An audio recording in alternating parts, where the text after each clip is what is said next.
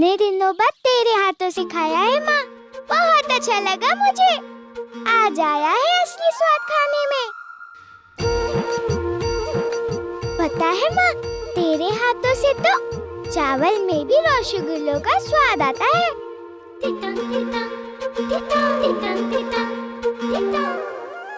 बहुत अच्छी है दुर्गा माँ, मेरी बहुत मदद करती है।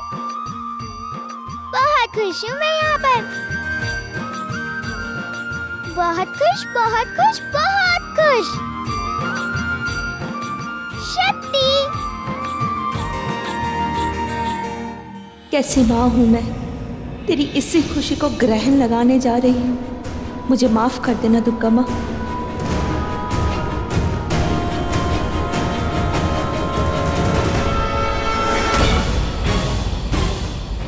छोटी मालकिन, तुझे पता है कौन है? भारी बाबू। भारी बाबू नहीं, बिहारी बाबू। वही तो कहा भारी बाबू।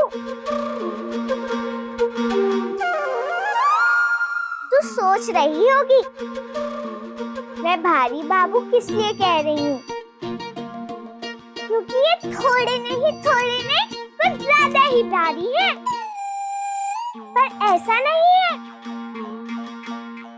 मैं भारी बाबू इसलिए कहती हूँ है ना, क्योंकि घर के सारे भारी काम यही करते हैं। पूरी दुनिया का सबसे भारी काम है बहुरानी जी के सामने बोलना। अरे अपने सामने किसी को बोलने कहाँ देती हैं? ऐसे वैसे जैसे तैसे कैसे भी करके अपनी बात मनवा करके ये रहती है। हाँ।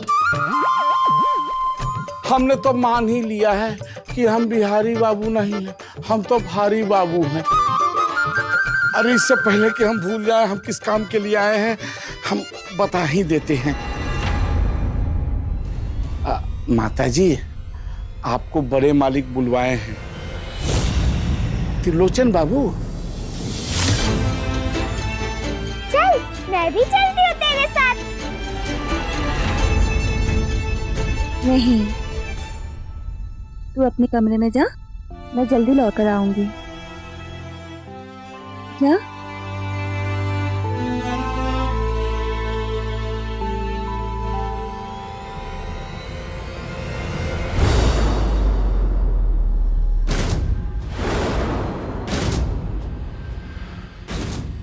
सामान बांध लिया अपना और बौंदिता का। बैलगाड़ी कितने बजे बुलवा दें?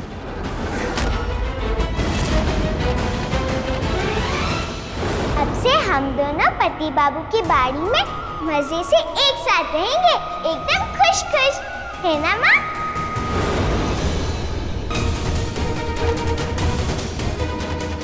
क्या हुआ, सांप सूंघ गया क्या? चुप क्यों हो? याद है ना क्यों बुलवाया है तुम्हें यहां हमने?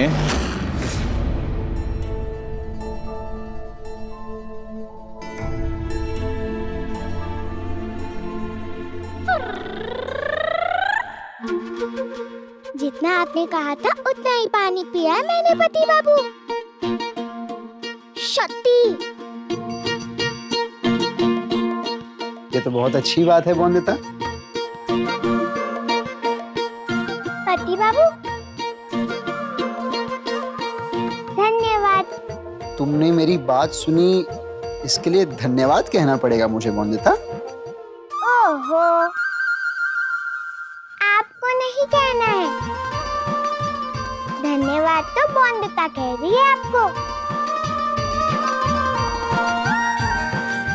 अच्छा, और बौंदिता मुझे धन्यवाद क्यों कह रही है? मेरी माँ को लेकर आए ना आप मेरे पास। बहुत खुश हूँ मैं माँ से मिलकर। अगर आप कहेंगे देखूंगी भी नहीं पानी और रसगुल्लों को। बहुत अच्छा लगा सुनकर कि खुश हो तुम। और भी अच्छा लगेगा मुझे अगर आप भी खुश रहेंगे मेरी तरह।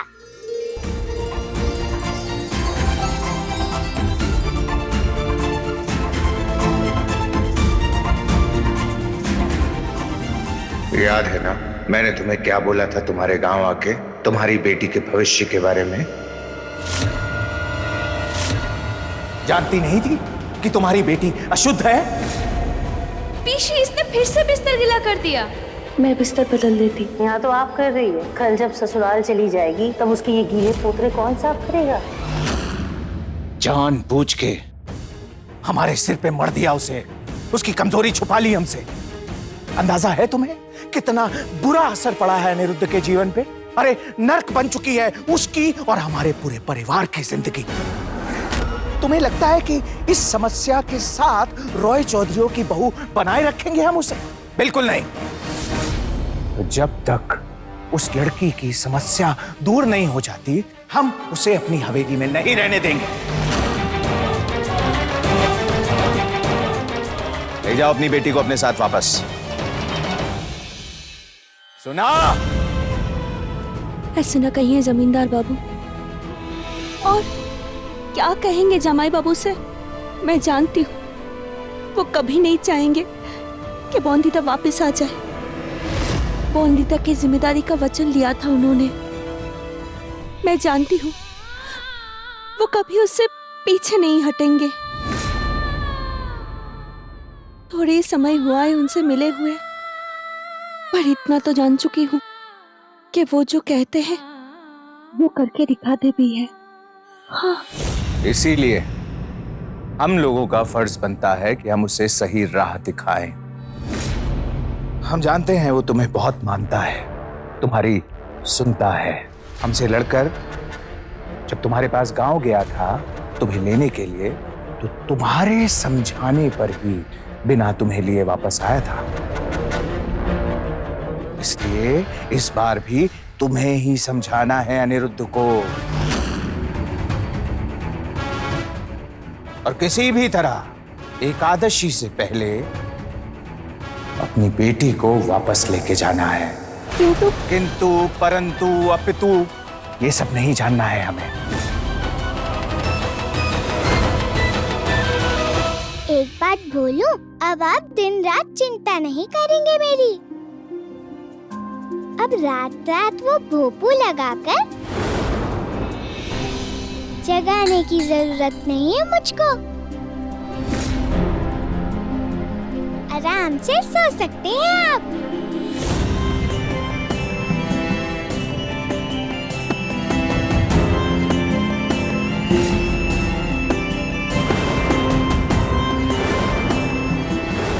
अब सुबह सुबह उठकर मेरी गंदी चादर साफ नहीं करनी पड़ेगी आपको। अच्छा, तो ये सब काम माँ से करवाओगी क्या? माँ क्यों करेगी? मैं तो कहती हूँ अब इसकी जरूरत ही नहीं पड़ेगी। माँ आ गई है ना, वो सब ठीक कर सकती है। मेरी हर परेशानी का इलाज है उसके पास। अच्छा सुनो बोंदिता, माँ को ना, माँ को बता दिया है मैंने सब पति बाबू, और माँ ने कहा है कि सब ठीक कर देगी वो।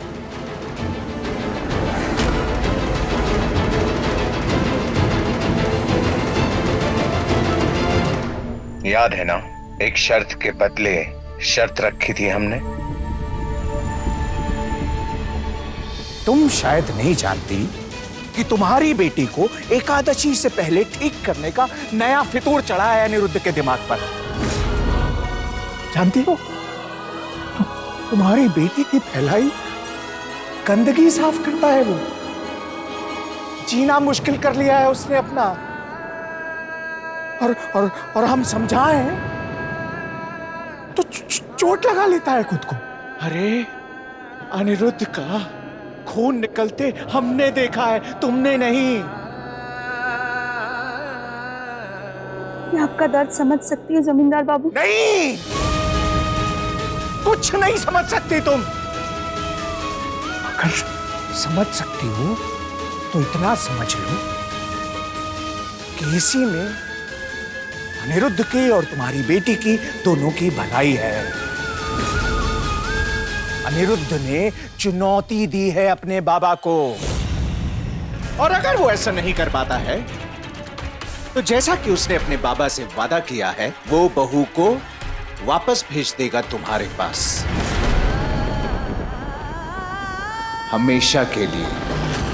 और हम एक बार और मौका देना चाहते हैं तुम्हारी बेटी को। तो अगर चुनौती का समय खत्म होने से पहले ही तुम अपनी बेटी को वापस ले गए तो इस चुनौती का कोई मतलब ही नहीं बनता। नहीं, हार का मुंह देखना पड़ेगा अनिरुद्ध को। लेकिन अगर चुनौती हारा अनिरुद्ध और फिर लौटना पड़ा बौंदिता को, तो वो कभी लौटकर हमारे घर नहीं आ पाएगी। और ऐसे में भले ही जिम्मेदारी ली हो अनिरुद्ध ने, पर क्या निभा पाएगा वो ये जिम्मेदारी? आज नहीं तो कल भूल नहीं जाएगा बौंदिता को। और एक बार बहू का रिश्ता टूट गया अनिरुद्ध से, इस घर से, तो क्या हमें देर लगेगी अनिरुद्ध का दूसरा विवाह करने में?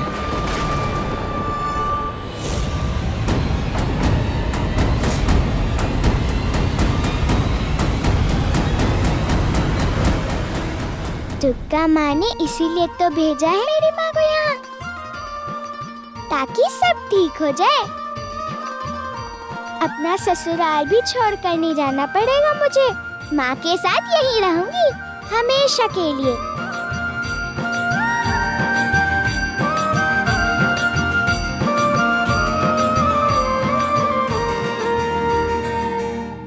जानती हूँ मैं, मेरी समस्या के कारण आप बहुत परेशान होते हैं ना। मेरा इलाज कराना था ना आपको, तो मेरा इलाज है मेरी माँ। उसके गले लगते ही एकदम ठीक हो जाती हूँ मैं। तो अब आप परी दीदी के साथ आराम से खेलिए।